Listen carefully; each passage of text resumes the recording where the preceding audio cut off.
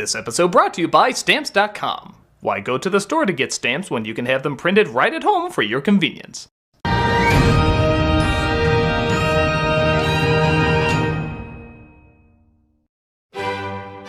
Hi, producer whose name the audience will forget if we said it. Hey, Rock, you excited to be in your first movie? Hey, it's Dwayne Johnson now. If I'm gonna be starring in movies, I should be using my real name, shouldn't I? Well, there's been some changes. Changes? Yes, you're no longer the star of the movie. The studio thinks that Brendan Fraser's gonna have longer lasting power than a guy called The Rock. Oh, so I'm a supporting role. Yeah, and if it goes well, they'll give you your own movie afterwards. Oh, that's Hollywood, isn't it? I've come this far, I could wait a little longer. Wonderful. We'll have the script for you soon. Yeah? Hey, another change. You've gone from being supporting role to just being in the opening and ending. Really? Yeah, they think Rachel Weisz and this new child actor are gonna be a lot bigger than you. Alright, well just keep me posted when you get the lines. Will do. Hello? So you don't really have any lines, you just sort of frown after losing a battle. Can you do that? Are you doing it? Yes, I'm doing it! Wonderful. This is gonna be your big breakout role. So you're being replaced with the CG puppet at the end? Why? You remember Marta from Arrested Development? No, it doesn't exist yet! Well, she's in the movie and they think she's gonna be a bigger star than you. Sweet Jesus. So if you can get those effects done by Friday, that'd be perfect. Wait, you want me to do the effects for the movie? Yeah, they figure if your lazy ass wasn't gonna star in it, you might as well make yourself useful. I've never done CG animation in my life! Come on, you have a $98 million budget behind you. How bad could it? And now, number 2 on the worst CG effects of all time. The Rock from The Mummy Returns. I did my best!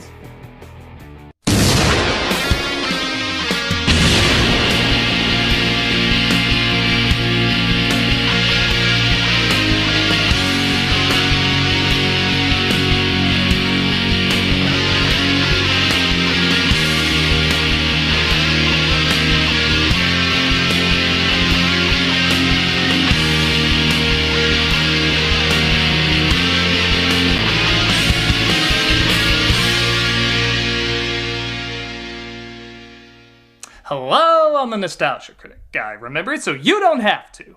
It's funny, when the 1999 version of The Mummy came out, a lot of people were surprisingly saying they preferred this fun, expensive B-movie to the incredibly anticipated Star Wars The Phantom Menace. So I guess it's fitting that their follow-up should be the equivalent of Rise of Skywalker.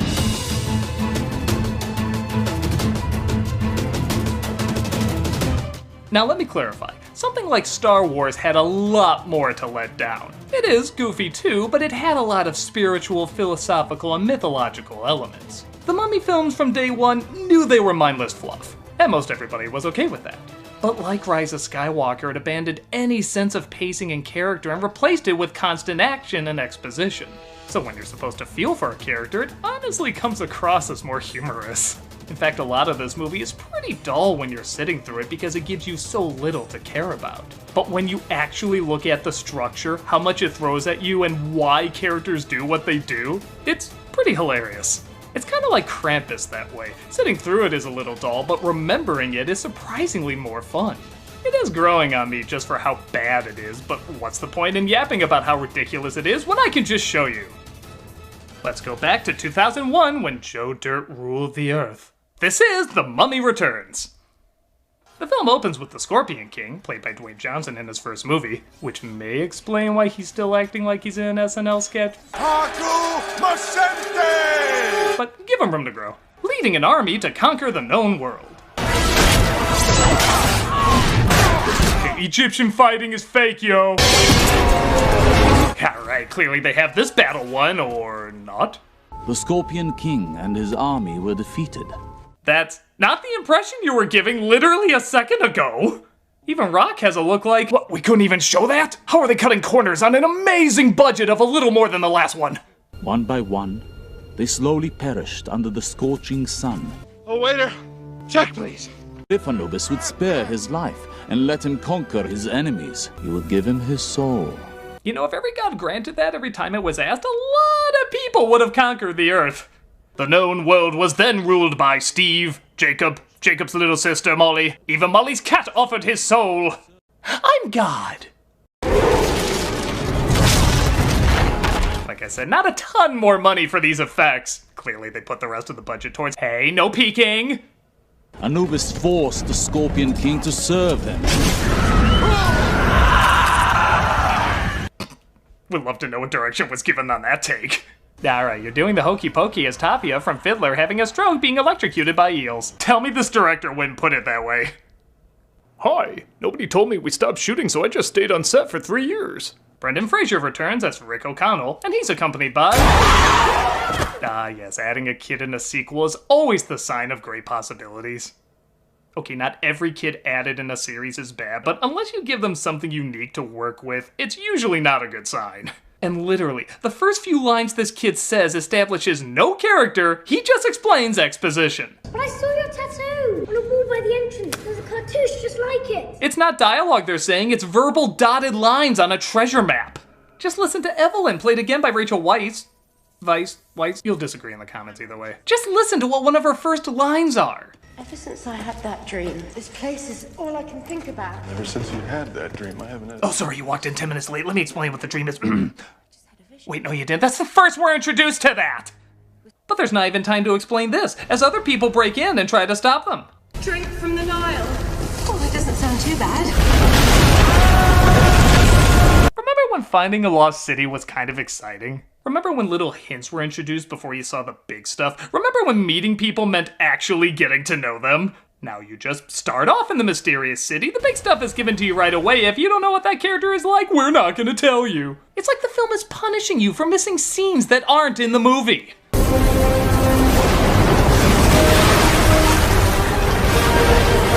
Even a flood gets no reaction. Indiana Jones has seen the craziest shit, but he still reacts when a tsunami's coming at him. Water! These two are like, well, if there's not a face on it, we don't care.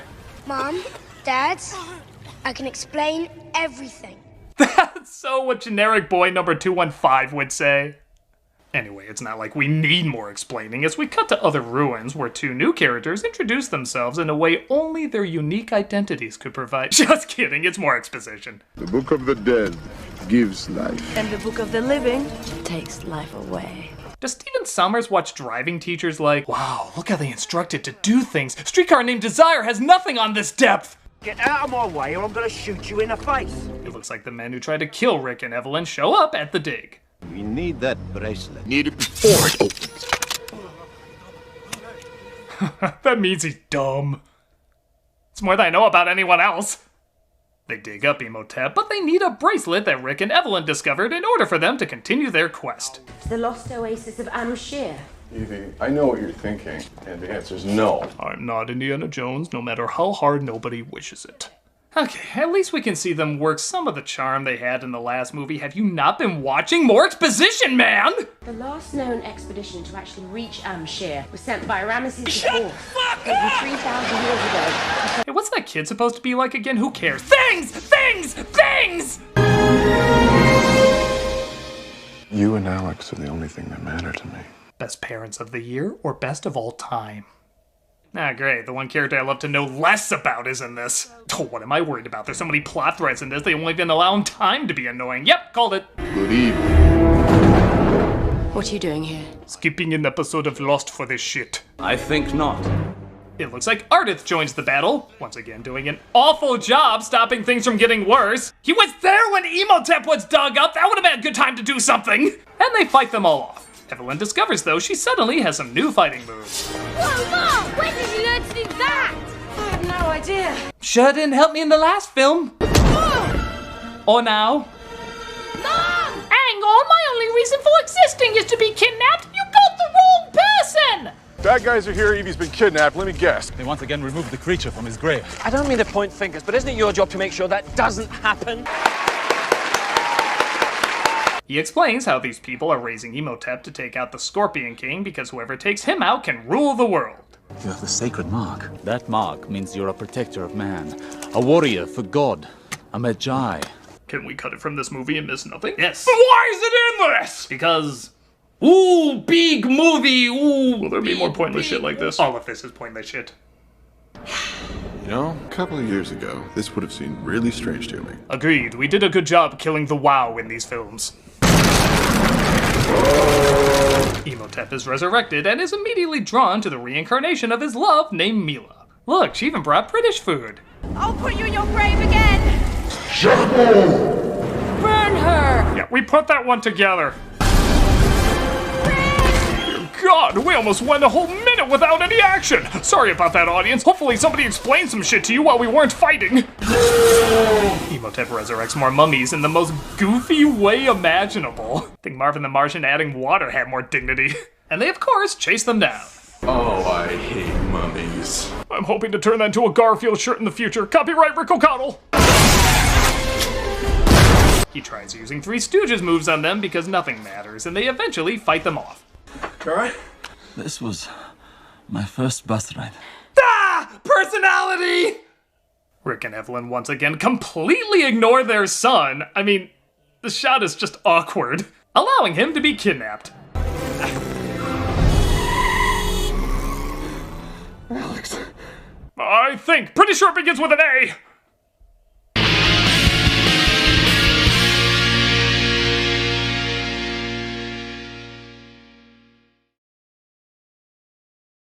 Look at that open road. I've been driving on this open road long before anyone paid me to drive on this open road.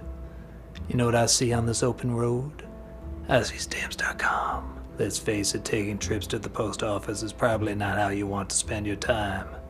You want to spend it on the open road. That's why I recommend mailing and shipping online at stamps.com. Stamps.com allows you to mail and ship anytime, anywhere, right from your computer. Send letters, ship packages, and pay a lot less with discounted rates from UPS, and more. Stamps.com has saved businesses thousands of hours and tons of money. With Stamps.com, you get the services of the post office and UPS all in one place, plus big discounts on mailing and shipping rates. Where am I even driving? I don't know. But I know I like Stamps.com. Stamps.com brings the services of the U.S. Postal Service and UPS right to your computer. Stamps.com is a must-have for any business, whether you're a small office sending out invoices, an online seller shipping out orders, or even a giant warehouse sending thousands of packages a day. Stamps.com can handle it all with ease. What accent am I doing? Simply use your computer to print official U.S. postage 24/7 for any letter, any package, any class of mail, anywhere you want to send. Once your mail is ready, just schedule a pickup or a drop-off. It's that simple. I sound like that actor, Fatty Arbuckle. With Stamps.com, you get discounts up to 40% off post office rates and up to 62% off UPS shipping rates. Not to mention, Stamps.com is a fraction of the cost of those expensive postage meters. Stamps.com is a no-brainer, saving you time and money. It's no wonder nearly 1 million small businesses already use Stamps.com. I kinda whispered that last one. I could've whispered it more. Maybe if I whisper this next sentence, that'll help. Stop wasting time going to the post office and go to Stamps.com instead. No, now I just did the reversal. Forgive me, Stamps. There's no risk. And with my promo code, Nostalgia, you get special offer that includes a 4-week free trial, plus free postage and a digital scale. No long-term commitments or contracts. Just go to Stamps.com, click on the microphone at the top of the home page and type in Nostalgia. That's Stamps.com, click on the microphone at the top of the home page and type in Nostalgia. Stamps.com, never go to the post office again. No, really, where am I?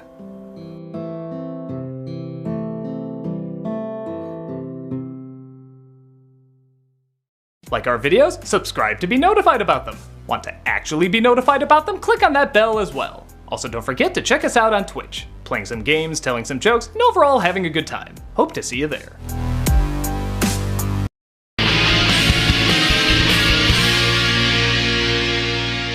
So Mila explains to Imhotep about how he was brought back to destroy the Scorpion King, and that in order to defeat him, he'll need a special scepter.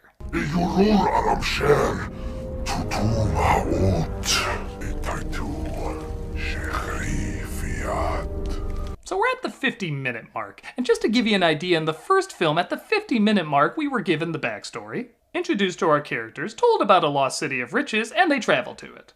Here we're given the backstory, introduced-ish to our characters, are told about a lost city, told about a past life, told about a marked hand, fight off scavengers, fight off a cult, discover a map, watch Evelyn get kidnapped, resurrect Imhotep, resurrect his guards, fight off the guards, rescue Evelyn, resulting in the son being kidnapped, and we're not even halfway through the movie. Yes, less happened in the first one, but they allowed the characters to react to what was happening. Despite being the bare bone minimum in terms of development, they still met that bare bone minimum. This is just that old Fireball Island game. It looks cool, but it's just rules being explained and board pieces being moved around to get to a goal. Granted, a ton of great cinema has come from board games, but unless you're Clue, that's not something you want to mimic. Oh, you want even more pointless bullshit? How about this? The bracelet with the map is stuck to the boy, and unless he gets to the location in a few days, it'll kill him. Again, you could totally cut this and not miss a damn thing, but for some reason, it's in the film. My dad is going to kick your ass. That line got a big laugh in the theater. I hated my audience. I'm pretty sure they hated me. Imhotep glides in on puppet strings to suck the life out of the scavengers. I will admit this part's pretty badass. And we cut to Rick and Evelyn trying to get a ride from an old friend. Honey, you're not a subtle man. We don't have time for subtle. Sommers was thinking of legally changing that to his new name. He eventually agrees and they travel via balloon, which they say is a terrible idea because it's not made for battle. The pilot disagrees though and eventually discovers it's not made for battle. I want him back, Rick. I want him in my arms. I know. I'm remembering all the times we pretended he didn't exist as well. Oh, and for whatever reason, I'm not entirely sure why, Rachel Weisz is awful in the rest of this. I don't know if the fatigue of just saying shit they have to do finally got to her, but from this point on, she completely gives up. I want him back, Rick. Alex left us his tie. No, they're memories from my previous life. Make me proud. It's the Temple Island of Philae. They've gone to Philae. Exactly. I was its protector. I haven't worked for a year to defeat the Military Creation Act, to not be here when its fate is decided. I guess to her credit, they wrote her better than what do kids say in kids' things? Have the kids say that. Are you there yet? No. Are you there yet? No. Are you there yet? No. Are you there yet? No. I heard a child say those words in everything ever written. He has an identity now. No. You can't go when someone's watching. I don't trust you, you'll look. Good to know the ghost of playing with fire was haunting screenplays before it even existed. The kid escapes just to be recaptured exactly 40 seconds later. Do higher budgets mean less editors? And I guess we're finally shown what's going on with Evelyn's dreams. Okay, so this is where we get that Lucas Rowling stuff where a series tries to act like an out-of-nowhere plot thread that makes no sense was always planned from the beginning. We see Evelyn, who looks as Egyptian as Jeffrey Rush, is actually the reincarnation of the Pharaoh's daughter, the sister of Imhotep's lover. I know you're thinking we'll see some interesting development between them, but have you watched a frame of this? It's just more fighting. Take that, patriarchy! But here's what I love about this. In the first film, Imhotep sees Evelyn as his long-lost love, despite looking nothing like her. Now, you could say he hadn't seen a woman in years, so he got confused, or even he just picked the first hot woman he saw and said, close enough, I'm gonna reincarnate her anyway. But now with this film, after he reincarnates his love to her physical form, giving herself the Heimlich, how do you tell her, oh, by the way, I totally had the hots for your sister when you were dead? Yeah, I looked her up and down. I was totally obsessed. I was even going to bring you back in her. How would you like that? Being reincarnated in the person responsible for your death. That would have been fun looking in the mirror every day. Speaking of which, what was Mila's plan? Yes, I'll help Imhotep take over the world and have my soul completely erased from my body. I'm sorry, what's in this for me again?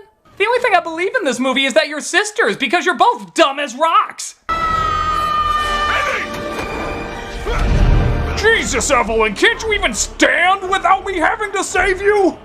As the journey continues, the boy, I guess, leaves clues to let them know where they're going next. That I don't think a professional butter sculptor could carve better.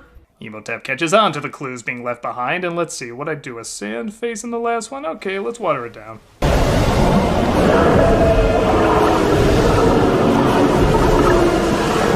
How are these effects getting worse in these movies?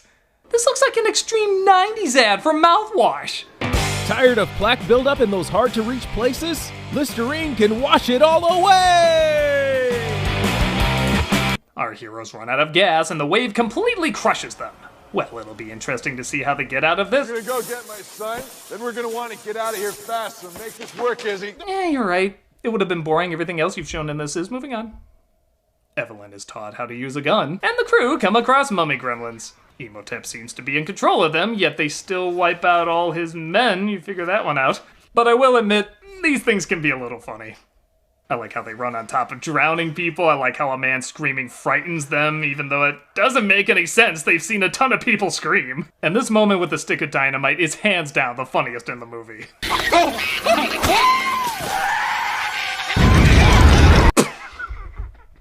I don't even care if they throw in this Strangelove homage. That doesn't make a whole lot of sense. I'm still riding the high of this scene. Play it one more time. That's the real treasure of the movie. I missed you so much. Shut the hell up, more exposition! Told me the bracelet will kill me if I don't get inside the pyramid before the sun hits it. Oh my god. Even she's like, does this movie need Ritalin? What 5-year-old on espresso ice cream wrote this? Dad! The bracelet! What's it slowing you down? Why is every child and woman in this completely useless? They make it to the temple in time. Again, have no idea why that was written in. But the bad guys catch up and kill Evelyn. Or, gauging her reaction, just called her fat. She's going to be alright. Take him. Don't worry, we'll recast her. I'm pretty sure she lives in this one. We'll still recast her. So I'm not gonna lie, the mix of his overacting, her underacting, and the melodramatic music, despite all the advertising clearly showing she has more scenes, makes this dramatic moment unintentionally hilarious. Oh my... Take care of Alex. Who's Alex? Oh, right, that thing we never look after. Love you. Blinking a lot means death, right? Amy, come back. Come back. Come back, Amy. Come back, Amy. I'm sorry. I don't know if this was like someone's Mufasa death or something like that. I apologize. This is really funny to me. I don't even get it. She goes back and forth saying, oh, I have special badass powers from ancient royalty, yet half the time she's taken out like a house of cards made of tracing paper. It doesn't add up. Critic, you simply don't understand reincarnation. Oh, and you do, Tamra? Yes, Excuse me. I have to go take care of something. Sorry about that. Someone tried to break in. But what's with the... Oh, I'm the reincarnation of Lagertha. The Viking warrior? Yeah, so I know about combat training and sword fights. I mean, History Channel's hit me up a few times. Wait, what's up with your hands? Oh, he woke back up and overpowered me. What about the combat training and the... Well, that's not my arc, Critic. My next door neighbor is on an emotional journey and needs to prove himself by saving me. Unhand her, you swine! Oh, well, when do you prove yourself? Preferably when it's hot. Oh, a lady assassin, clearly with an exotic backstory. That should do. Need any help, or...? No, Critic, when it's hot, we're suddenly invincible. Women's stunt work is more complex than I thought. Imhotep enters the temple and... Okay, this is meant to be awful, right? Not just corny or over the top. I mean, this is Battlefield Pyramid, right? It looks like his powers are taken away while Rick begins comforting his son who just lost his mother. By abandoning him again, the real treasure is the people we leave behind along the way.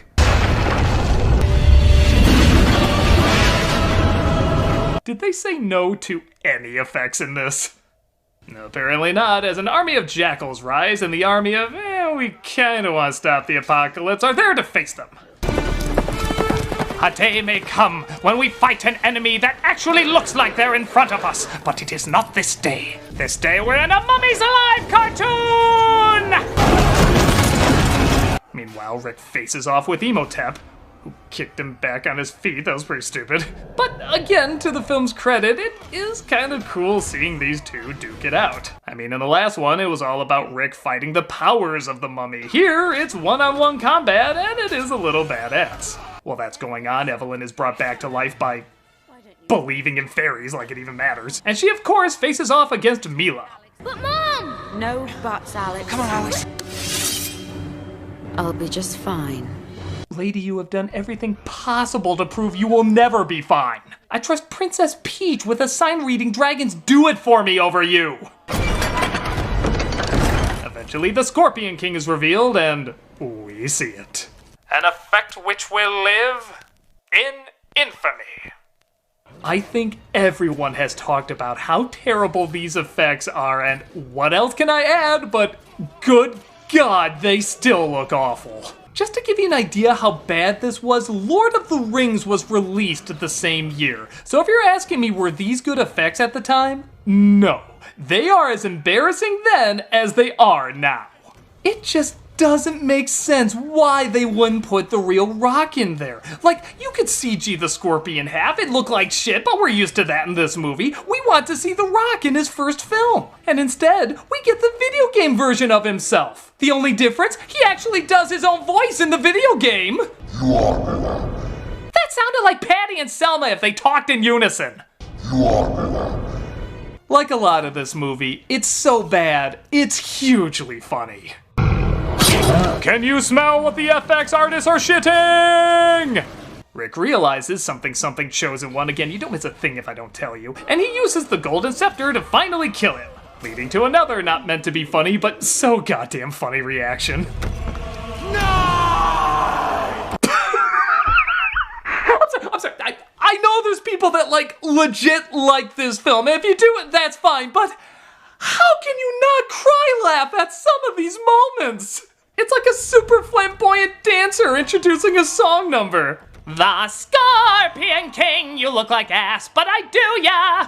Go to hell and take your friends with you! I do like that the finishing one-liner has more of a purpose than just being a finishing one-liner, as the Scorpion King has to do whatever he's told after he's defeated. So he drags all his armies back to hell. God, how many CG faces can you put on things? Hey Sommers, what's your idea for Mummy 5? A lamp with a face! Ooh! No! Get out of here! Just get out of here! Well, you have saved her more times than the Fuller House cast has teeth. I think she owes you at least one. Devilwing!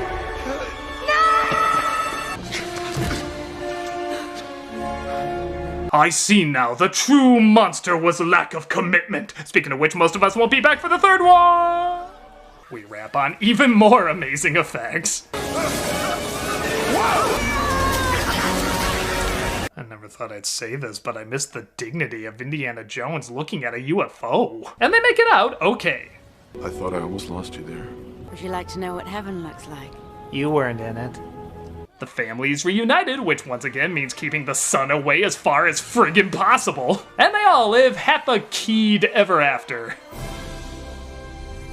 And that was The Mummy Returns. I know it has its fans, and if I'm in the right mood, I kinda can be.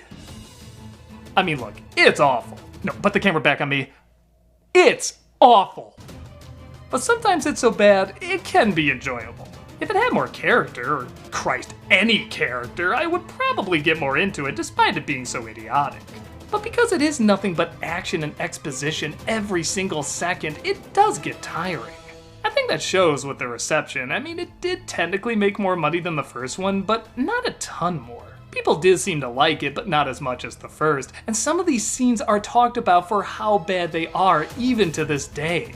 Had I seen this as a kid, maybe I would enjoy it more. I mean, it does have a lot more monsters and energy, which a lot of kids do like. But without even the bare minimum of character, it's just a stunt show, where half the stunts are bad CGI. But what do you think? Am I being too much of a sourpuss and not having fun with a mindless movie? Or is there too little mind for even a mindless movie to give leeway? Let me know in the comments if you think this film is a corny classic, or the first render of a bad video game. I'm a nostalgia critic, I remember it, so you don't have to.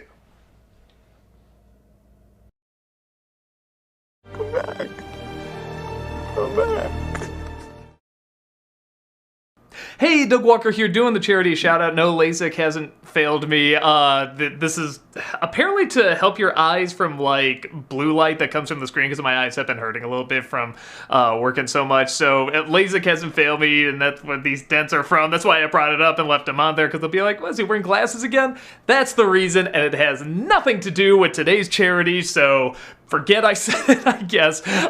No, this charity once again came from a recommendation from one of the fans. Thank you so much, everybody, for the recommendations. It's very, very kind, and we got a ton of them, so just thank you so much, and don't slow down, okay? Keep recommending them, because like I said, there's so many good ones out there, and the one this week is Brain Chemistry Labs.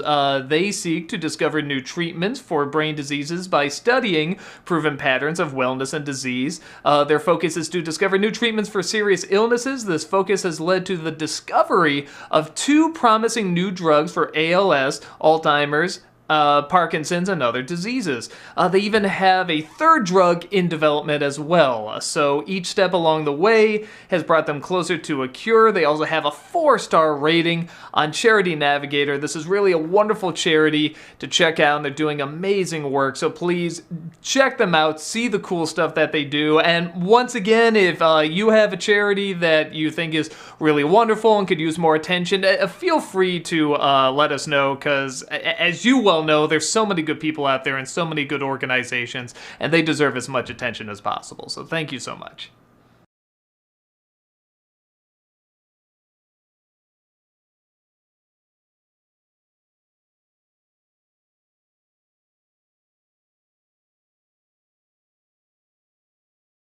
We'll be right back to the show on Disney Channel. It's a decom. It's a decom. It's a decom. It's a decom. The Proud Family Movie, Monday at 7 on Disney Channel. Decom and dessert. Monday gets sweet.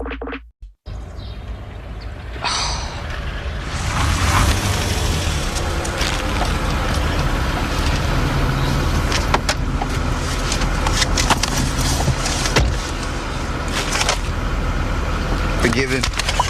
Thought so. Bundle bakery favorites like a tasty apple fritter, sweet cinnamon roll, or blueberry muffin with any size soft drink or premium roast coffee for just $3. Now, let's get back to the show on Disney Channel.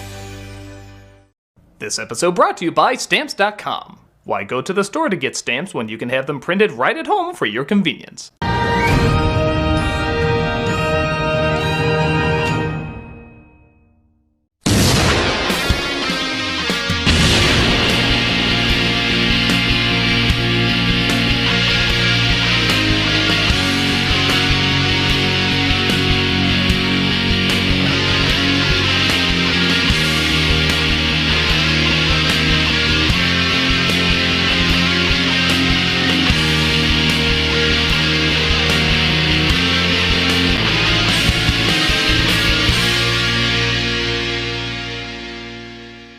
Hello, I'm the Nostalgia Critic guy, remember? So you don't have to. When it comes to Lion King spin-offs, one rule is clear. You don't fuck with the money. From shows to remakes to both. Lion King has become one of Disney's biggest golden calves, to a point where I'm waiting for them to introduce a calf named Goldie and make her a Disney princess. While some were entertaining and others scalped feelings you didn't know could be scalped, this film was somewhere in between. Leaning towards the good end.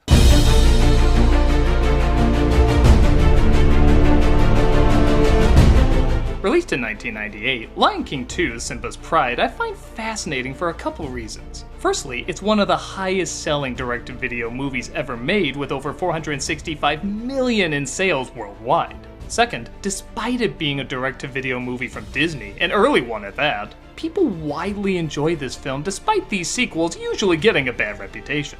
It did seem like the direct-to-video movie that had the most effort put into it at the time, with the previous sequels being Aladdin, Beauty and the Beast, and Pocahontas. But years later, people still seem to have a soft spot for the follow-up to one of the biggest animated movies of all time, and that's no small feat. So, what did Lion King 2 do that so many other Disney sequels couldn't get right in the past and totally not the present? Man, so many Godfather 2s! Well, let's head back to Darkened Eyes and Dubbed Singers to find out. This is Lion King 2: Simba's Pride. Right off the bat, there's a few things you might pick up on. First being, while the animation's not bad, it's certainly not the original. Keep in mind, this was still straight to video, and their other sequels had forks that looked like limp dicks. This is a huge upgrade. You might also notice it's different songwriters. Quite a few, actually. But they still brought back Le Bohème, who did the African chants in the original, and also one of the songwriters from Pocahontas 2. I know you're expecting a joke about that, but those songs are actually pretty good. I can like things! There's no mountain too great. Honestly, this intro is kind of refreshing, as while it does mimic Circle of Life's opening number, it still has a different feel. There's no roaring yell or sun piercing through the sky, it's a little more laid back. In fact, this song was also used in the Broadway version, a clever way to sort of tie these two together. Even as a ghost, I show up to my grandkid's shit. On Simba's day, my father just sent a whiskey-stained 5 and a blank birthday card. It wasn't even a Lion King card! Ah, Pumbaa, look at that little guy. It is a girl. Girl! Oi! Vaginas suck! Their daughter's name is Kiara, voiced by Michelle Horn, and the rest of the voice actors are mostly the original cast, with the exception of Zazu, now voiced by Edward Hibbert, who's always called in to replace Disney birds. And stay away from the Outlands. Nothing there but a bunch of backstabbing outsiders. You can't turn your back on them. How come? They took her cute! Oh, Simba. Who does she remind you of? Hey, she looks nothing like my secretary. You have a secretary? Gotta go.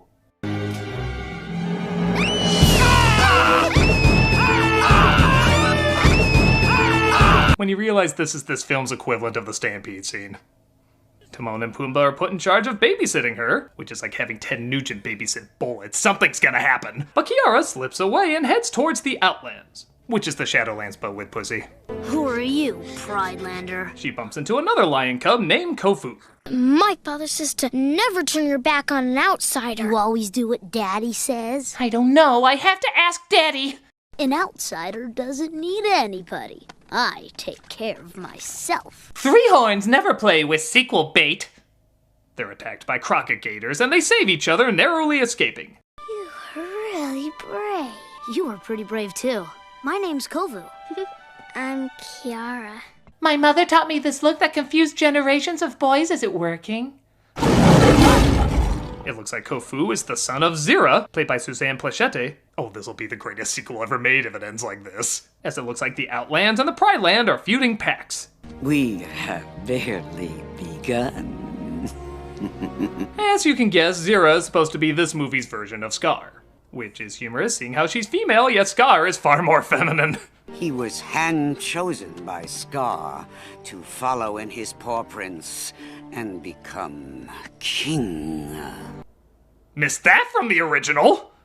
Don't worry, they'll fix it up in the special edition. The trouble I've seen. Hi. Sing something with a little bounce in it. You got it! If you need your pound of flesh, here.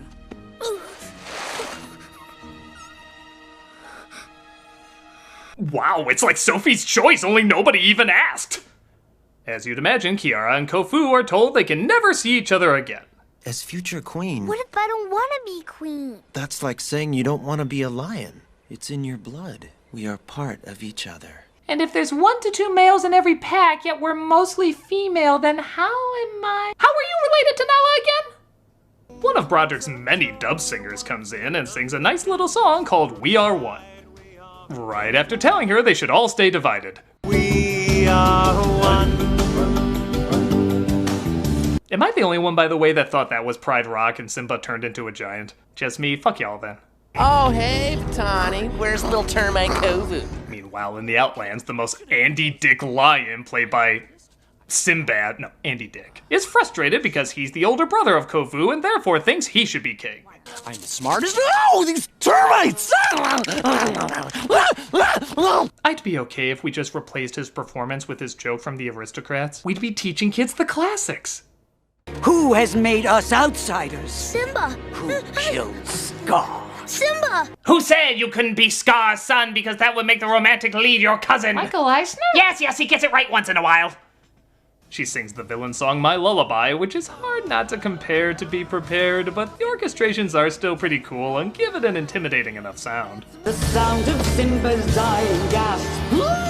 His daughter squealing in my grasp. You know the Pride Lands really are in a bad spot? It's surrounded by muddy smoke, scorching heat, and unpleasant locals. It's pretty much Disney World in the middle of Florida. Years pass and Kovu grows older, now voiced by Jason Marsden, who's ready to infiltrate Simba's home. I will avenge Scar. What is your destiny? My soul belongs to you, Baba. Wrong animated flick with us in it! Though nice to see you again. Wanna find a grilled cheese truck after recording? I'd like that. Kiara as well grows older, played now by Neve Campbell, who's starting her first hunt. Timon and Pumbaa are instructed to follow her. Tango Charlie Alpha, what's your position? Tail erect. Movie, if you're not gonna make it hard for me. Even my jokes about making jokes are doing it!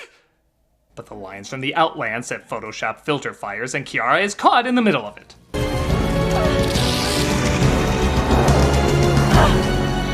Wow, that was super easy. Why does that trip up the boys so much? She passes out though, and Kovu takes the opportunity to save her. Good thing they knew exactly where she was gonna pass out and the direction the flames were going. You saved her? Why? I humbly ask to join your pride. No! Kovu explains how he saved Kiara and that he left Zira, with none of them being aware that he's still in cahoots with her. You owe him your daughter's life. Clearly, we are in his debt, and royal protocol demands that all debts be paid. Okay, fine, we'll try killing his daughter, he'll rescue her, then we'll be even! They allow Kovu to enter the Pride Lands, but it's made clear he's not one of them. You wouldn't last 3 days on your own. Oh, and I suppose you could teach me? Damn it, why wasn't this a Disney remake so I could start off perfect and boring with no improvements needed? And once he has Simba alone... He'll do his gardening.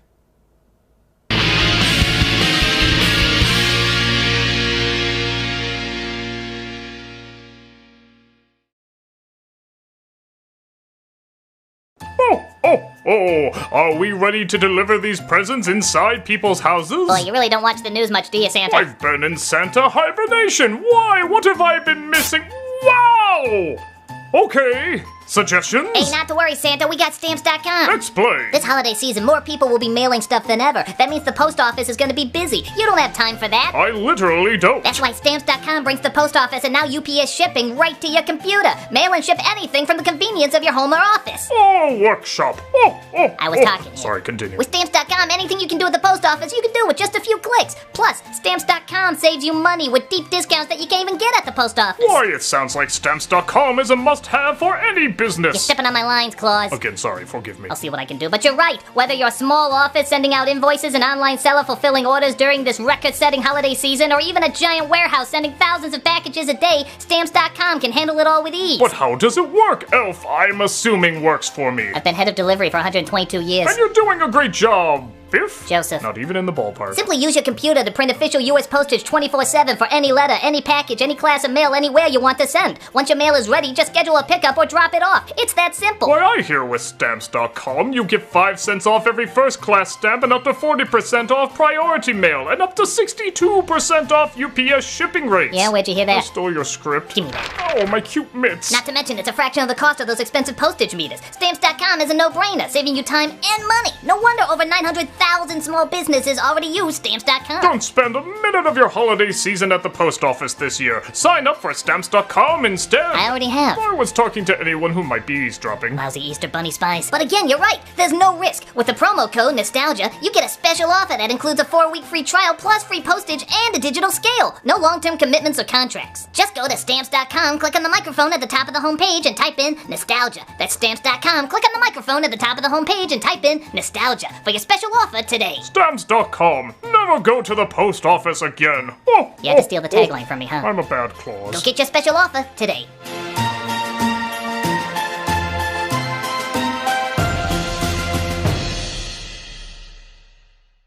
Like our videos? Subscribe to be notified about them. Want to actually be notified about them? Click on that bell as well. Also, don't forget to check us out on Twitch. Playing some games, telling some jokes, and overall having a good time. Hope to see you there.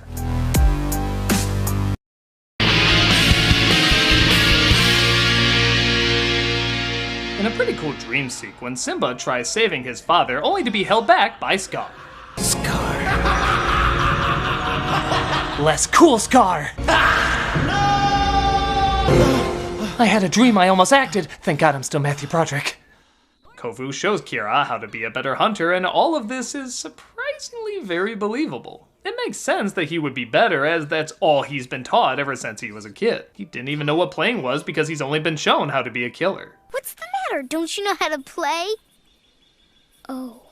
Where Simba always kept too close an eye on Kiara, coddling her too much. Their chemistry works very well too, with Kovu at first not being interested, but the more he shows Kiara how to hunt, the more she shows him how to enjoy life. As you probably put together, this is a retelling of Romeo and Juliet, which makes sense as the first film was clearly Hamlet. This has been played for laughs and other variations, but both performers take their roles seriously enough for this to work. My father said there was a darkness in Scar that he couldn't escape. Maybe there's a darkness in me, too. It doesn't seem like just another paycheck for them. They sound like they want to turn in something legitimately emotional and authentic. Judge me now for who I am. Or am I to be blamed for a crime I didn't commit? Our place is with our pride. If we run away, they'll be divided forever. I surprisingly get into these new characters more than I do the old characters, who I can't really say are bad, but can't really say are good either. Maybe he could help. Right, let the vicious outsider. Hey, wait, what if he helps? You know, kids, you can just chapter skip my lines from the first film. I'll judge, but quietly. Rafiki sees possibilities in their blooming romance and decides to sing a catchy, but kinda pointless song. Where the passion fruit grows sweet. I don't know, I just get less high romance out of this and more cereal commercial. Better watch your step, cause the path is steep. Wherever I go with my Cocoa Krispies. Fruity marshmallow Krispies, you'll be snap, crackle, poppin' over lots of fruities. Regardless, African Under the Sea is still fun and colorful, and even Simba opens up to their bond and invites Kovu to sleep with the pack, despite it leading to some slightly awkward animation. Kiara, I don't want you talking with him. I want to talk with him. No lion sleeps tonight. Oh yeah. Simba tells Kovu about the terrible things Scar did, and he starts to change his point of view. However, the lions from the Outlands have not. Well done, Kovu. Just like we always planned. You! No! I didn't have anything to do with this! We'll just replace any with every and you'll be closer to how things went down. The lions attack, but Kovu saves Simba, accidentally sacrificing his brother in the process. I tried. Shh. I shall always remember you, other one. You!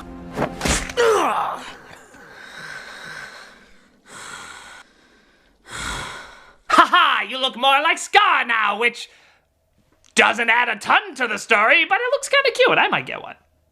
Kovu runs away, and Simba returns home telling everyone what happened. And give Timon and Pumbaa credit, this is a pretty good laugh. Let me at him, let me at him. Here, hold me back. Okay. Let me at him, let me at him. Okay. They don't always hit, but when they do, they reach the bleachers. Simba banishes Kovu, and while you could see this as another liar reveal / third act breakup, which usually sucks ass in movies, the acting, as well as the fact that he's still torn between both sides, still keeps it pretty engaging. The song, while he's being tossed out, is also pretty good, though the staging can be a little odd at times. Deception, disgrace. No, not the antelope and the zebra! They were the swing animals!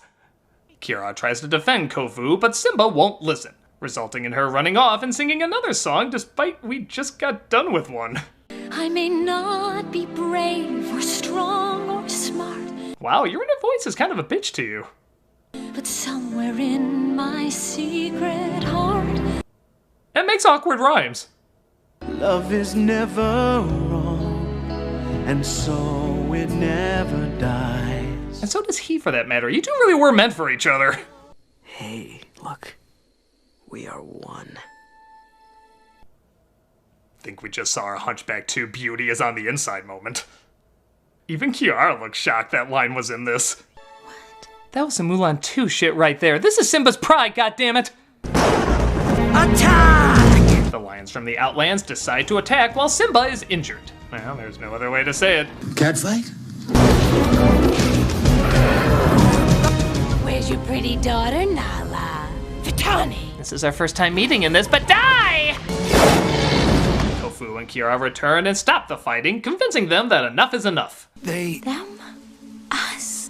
Look at them. They are us. They all decide to stand down, but Zero refuses to concede. Simba, the river! Also, we build dams? Lions do that? Zero, give me your paw. Alright, I've always wanted to say this. Long live the Queen. Zira is literally washed up, and Simba unbanishes the lions from the Outlands. Remain perfectly still. Only I may roar. Well done, my son. Have some leaf thoughts I'm throwing your way. And that was Lion King 2, Simba's Pride, and for what it is, it ain't half bad. As direct-to-video films went at the time, it was rare you saw animation or music of this quality. In some other countries, I guess it was even shown on the big screen. It's not as good as the original, but I don't think anyone was really expecting that. It's still colorful, has decent performances, and isn't just a retread of the first movie. Is it a little formulaic? Sure, but for the budget and time restraints most direct-to-video movies had, I'd say they did a pretty damn good job. If you're in the mood for not a fantastic, but a decent follow-up to one of the biggest movies ever made, check this out. It's better than it honestly has any right to be. I'm a nostalgia critic, guy, remember it, so you don't have to. What's your position? Tail erect! Hey, Doug Walker here, doing the charity shout out. Once again, this is a recommendation somebody asked me to talk about here, and it does have a tie into COVID, which is very, very nice. This is the First Responders Children's Foundation. This organization provides financial support to both children who have lost a parent in the line of duty, as well as families enduring significant financial hardships due to tragic circumstances. They also support, promote, and facilitate educational activities and programs created and operated by law enforcement and firefighting organizations, I can talk, whose purpose is to benefit children or the community at large.